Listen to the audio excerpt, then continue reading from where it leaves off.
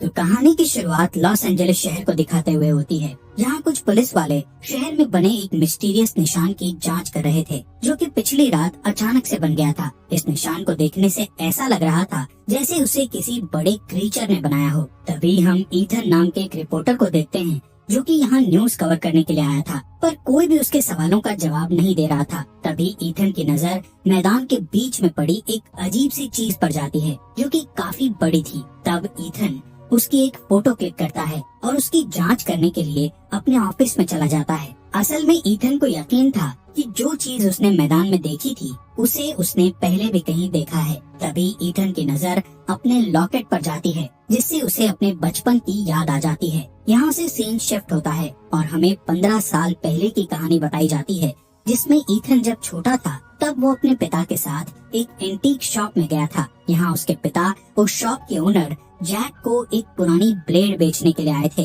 जिस दौरान Ethan shop के चारों ओर देखने लगता है, तब उसे एक मिस्टीरियस बॉक्स दिखाई देता है, जो कि ईथन के आने से अपने आप खुल जाता है। बॉक्स के खुलने पर उसके अंदर से एक चमकीली रोशनी आती है। तब ईथन उस बॉक्स में वही निशान देखता है जो कि उसने मैदान पर देखा था। यहाँ जैसे ही जैक उस बॉक्स को खुला देखता है, तो वो हार्ट अटैक का नाटक करके ईथन के पिता को हेल्प के लिए बाहर भेज देता है, क्योंकि उसे ईथन के साथ अकेले में कुछ बात करनी थी। इसके बाद जैक ईथन के पास आता है और उसे कोरिया की प्राचीन कहानी बताते हुए कहता है कि स्वर्ग में इमोगी नाम के सांप थे, जो कि दुनिया की रक्षा करते थे, और हर 500 साल में इमोगी को उनके कामों के लिए इनाम दिया जाता था। साथ ही उन्हें एक ड्रैगन में बदलने का मौका भी मिलता था, लेकिन ड्रैगन में बदलने के लिए उन्हें यूहीजू नाम की पावर की जरूरत पड़ती थी, जो कि उन्हें हर 500 साल में स्वर्ग के शासकों द्वारा दी जाती थी। पर इन अच्छे सांपों के बीच बुराकी नाम का एक बुरा सांप भी था,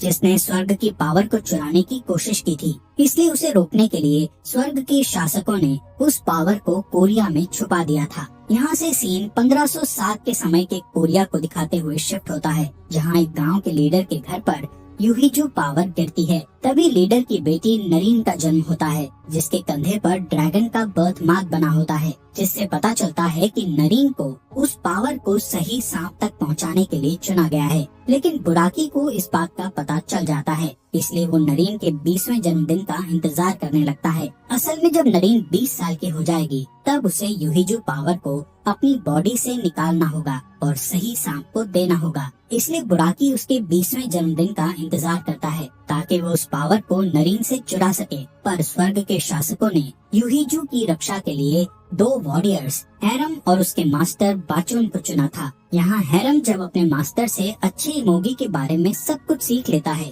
तब बाचुन उसे इमोगी से मिलने के लिए उसकी गुफा में ले जाता है, जहाँ बाचुन हैरम को एक लॉकेट भी देता है, जो कि स्वर्ग से आया था। इस लॉकेट से किसी भी खतरे से बचा जा सकता था। इसके बाद हैरम को अच्छे इमोगी तक यूहीजू पावर पहुंचाने का काम सौंप दिया जाता है। इसी दौरान नरीन और हैरम को एक दूसरे से प्यार हो जाता है और वो दोनों एक साथ काफी समय बिताते हैं। पर जब नरीन 20 साल की होती है, तब बुराकी नरीन को लाने के लिए अपनी एटॉक्स नाम की सेना को भेज देता है। उसकी सेना काफी बड़ी थी, जिसमें काफी शक्तिशाली जानवर मौजूद थे, जिसे एवल जंडल संभालता था। ये सेना नरीन के गांव में आकर सब कुछ तबाह करने लगती है, जिसके बाद एटॉक्स सैनिक उस गांव की हर एक लड़की के कंधों की जांच करने लगते हैं। तब एक औरत अपनी जान बचाने के लिए उन्हें नरीन के बारे में बता देती है, इसलिए सैनिक नरीन के घर पर चले जाते हैं और उसके पिता को मार डालते हैं, जिससे नरीन घर के बाहर आ जाती है। तब सैनिक उसके कंधे पर ड्रैगन का निशान चेक करते हैं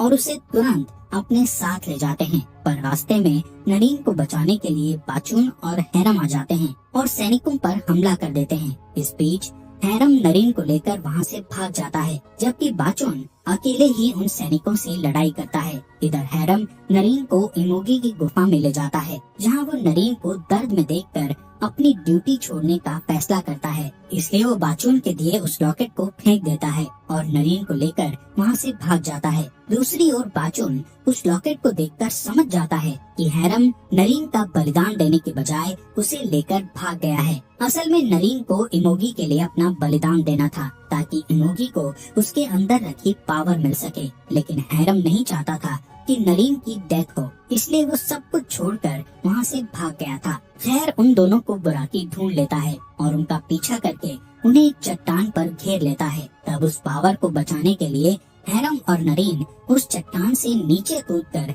अपनी जान दे देते हैं। यहाँ से सीन वापस फ्लैशबैक पर शिफ्ट होता है, जहाँ जैक ईथन को वही लॉकेट देता है जो कि बाचून ने हैरम को दिया था। यहाँ पता चलता है कि ईथन हैरम का पुनर्जन्म था, जबकि जैक बाचून का पुनर्जन्म होता है। खैर जैक ईथन से कहता है कि हमें हमारी ड्यूटी करने के लिए दूसरा मौका मिला है, इसलिए तुम्हें सैरा नाम की लड़की की तलाश करनी होगी, जो कि नरीन का पुनर्जन्म है। और सैरा का जन्म भी ड्रैगन के निशान के साथ हुआ है, इसलिए तुम्हें उसे ढूंढने में आसानी होगी। इसी के साथ सीन प्रेजेंट में शिफ्ट होता है, जहां ईथन को जैक की सुनाई पूरी कहानी याद आ जाती है। इसलिए वो अपने दोस्त ब्रूस को सैरा के बारे में जानकारी निकालने के लिए कहता है, जिस पर ब्रूस बताता है कि उसे जानकारी निकालने में समय लगेगा, क्योंकि सैरा नाम की ऐसी कई लड़कियां होंगी जिनके कंधे पर टैटू बना हुआ है। इसी बीच FBI अपनी लैब में उस मिस्टीरियस निशान के बारे में पता लगाती है, जिससे उन्हें पता चलता है कि उनके शहर में एक अजीब क्रीचर आया है। इसके बाद हम सैरा को देखते हैं, जो कि एक जिम में होती है, जहां वो अपनी फ्रेंड ब्रेंडी के साथ टीवी पर न्यूज देख रही होती है।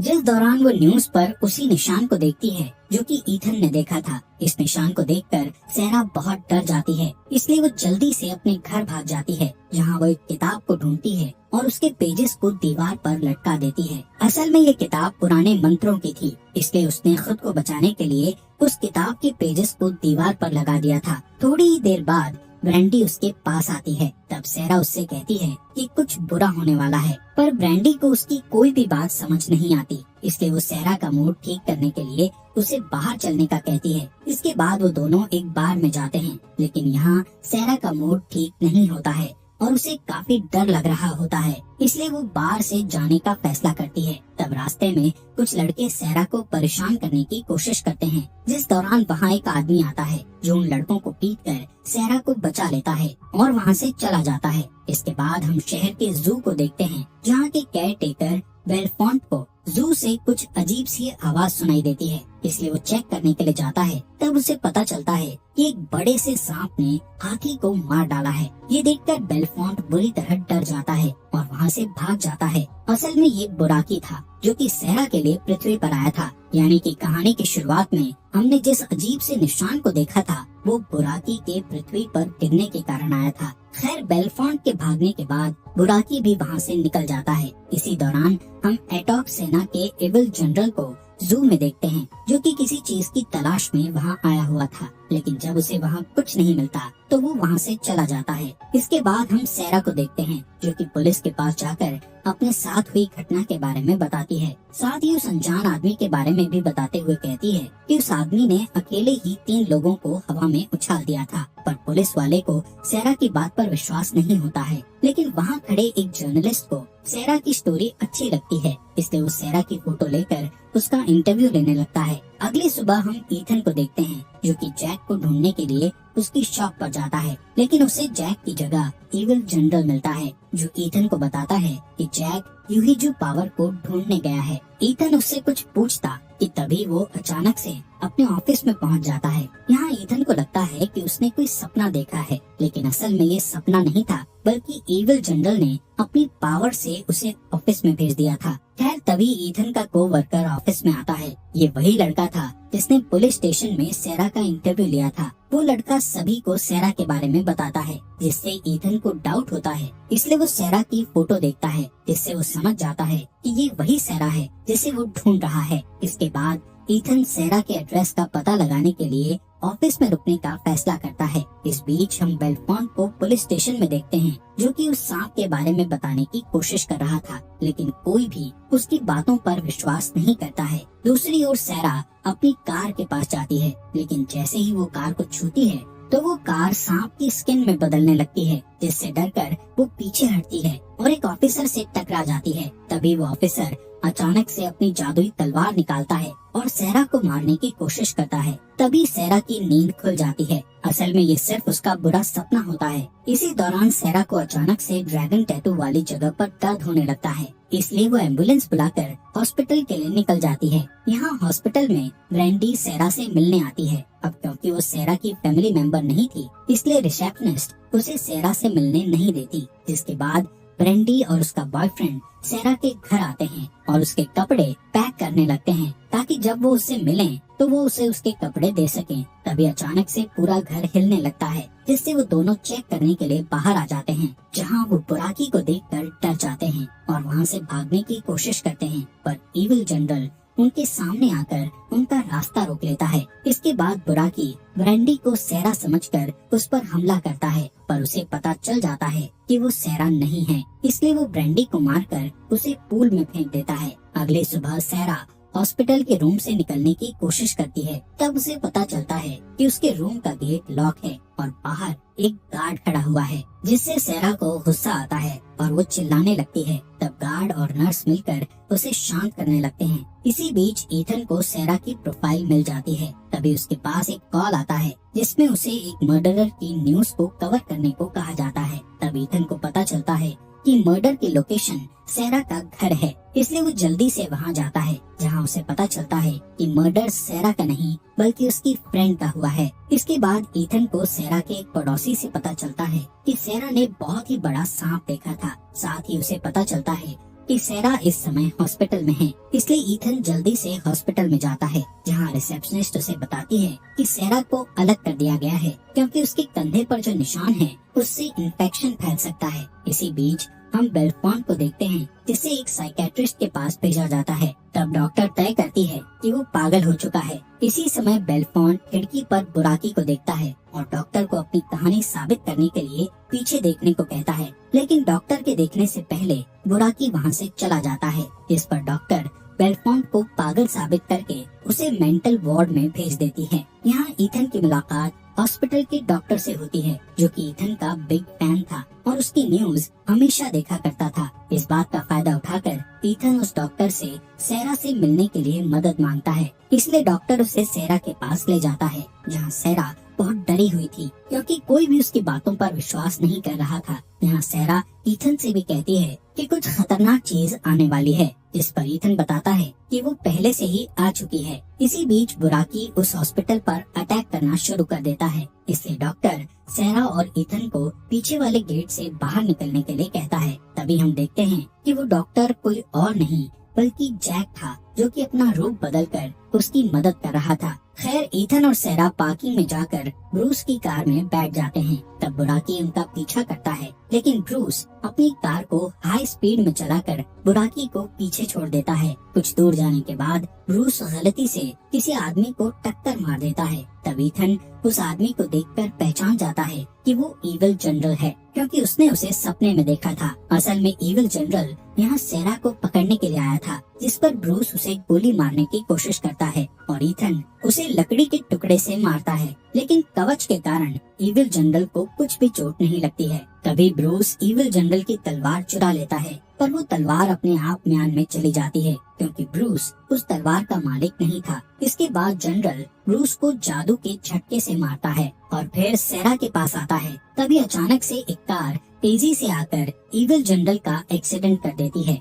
इस कार में एक लेडी होती है, जो कि ईथन और सेरा की मदद करते हुए उन्हें वहाँ से दूर ले जाती है। यहाँ बुराकी अपनी बाकी एटॉक सेना को बैकअप के रूप में बुलाने का फैसला करता है। इसी बीच शहर में हो रही अजीब घटनाओं के कारण FBI की मीटिंग होती है, जहाँ कुछ ऑफिसर्स को सांप दिखने वाली बात पर विश्वास नहीं हो रहा था, लेकिन पुरानी कथाओं के जरिए उन्हें समझ आ जाता है कि वो सांप एक मॉन्स्टर है। यहाँ FBI को सेरा के खिलाफ ऐसे सुराग मिलते हैं जो कि सेरा को इन सब घटनाओं का जिम्मेदार ठहराते हैं, इसलिए FBI एजेंट्स को सेरा को पकड़ने के लिए कहा जाता है। साथ ही वो सैनिकों के एक ग्रुप को सांप के पीछे जाने के लिए भेजते हैं। तब बुराकी उन्हें एक गुफा में छुपा हुआ मिलता है, जिसे देखकर सैनिक उस पर गोलियां चलाने लगते हैं, लेकिन बुराकी को गोलियों से कुछ भी नहीं होता है। बुराकी गुफा से उनका पीछा करता है, जहां इविल जनरल बचे हुए सैनिकों को अपने जादू से मार देता है। इधर ईथन और सेरा को वो लेडी एक समुद्र के किनारे छोड़ देती है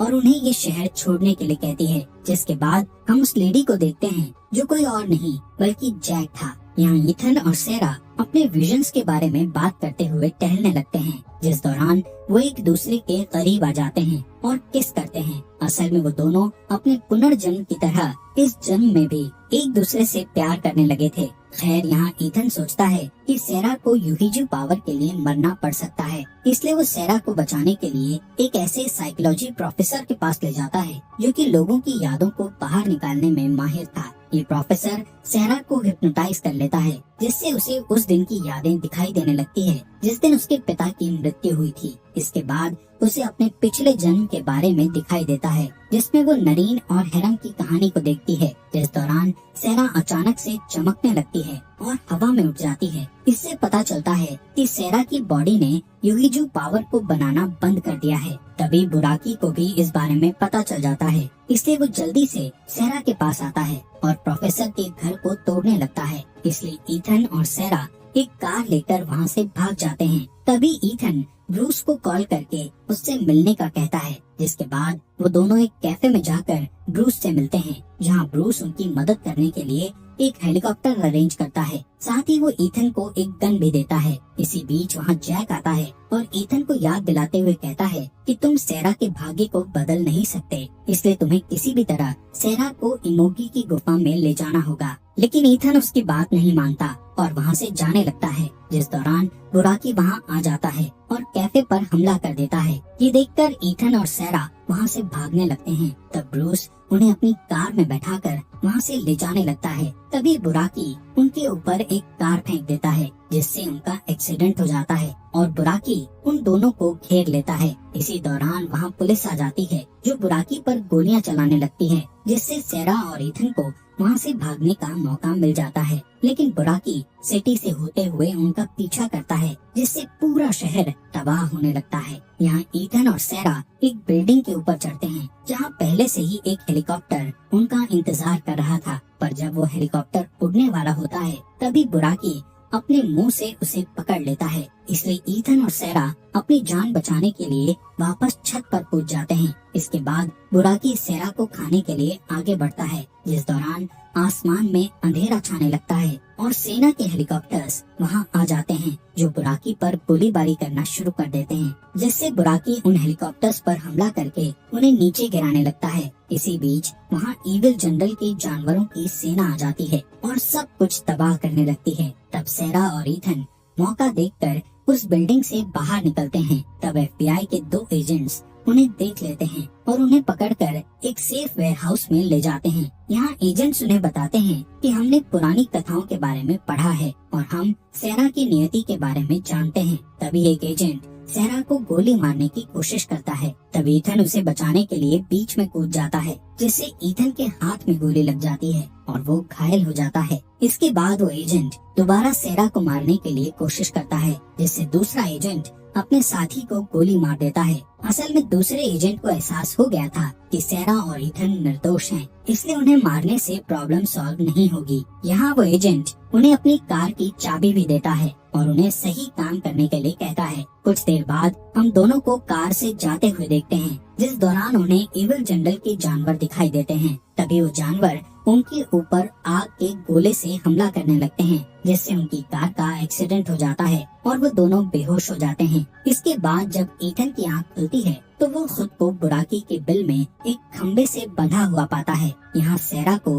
बुराकी के लिए बलि देने के लिए लाया जाता है, लेकिन जब बुराकी सेरा को खाने के लिए आगे बढ़ता है तब ईथन जोर से चिल्लाने लगता है, जिससे उसके लॉकेट में पावर आ जाती है और इस पावर से एटॉक सेना खत्म हो जाती है। साथ ही बुराकी भी इस पावर से बेहोश हो जाता है और ईथन का लॉकेट उस रस्सी को तोड़ देता है। जिसके बाद ईथन इविल जनरल को मारने के लिए दौड़ता है, लेकिन इविल जनरल अपनी स्किल्स से ईथन पर हावी होने लगता है। पर जब वो ईथन को मारने वाला होता है तब गलती से उसकी तलवार ईथन के लॉकेट से टकरा जाती है, जिसकी पावर से इविल जनरल भी मारा जाता है। इसी बीच बुराकी को होश आ जाता है और वो ईथन को उठाकर फेंक देता है, लेकिन तभी वहाँ अचानक इमोगी आ जाता है, जो कि बुराकी से लड़ने लगता है। इधर ईथन सेरा को वहाँ से लेकर भागने का सोचता है, लेकिन तभी सेरा देखती है कि अच्छा इमोगी हार रहा है, इसलिए वो अपने भाग्य को स्वीकार करते हुए यूहिजू पावर को बाहर निकालती है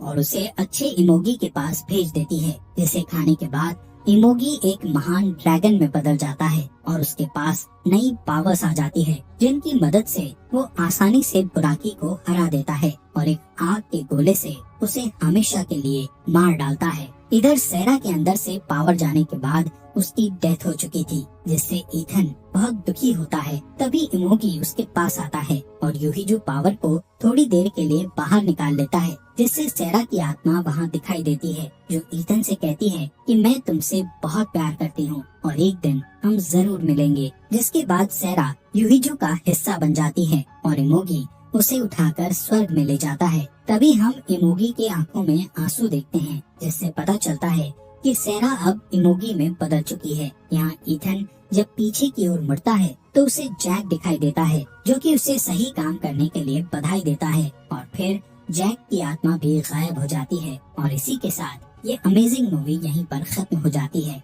दोस्तों, अगर आपको ये वीडियो अच्छी लगी हो तो प्लीज इस वीडियो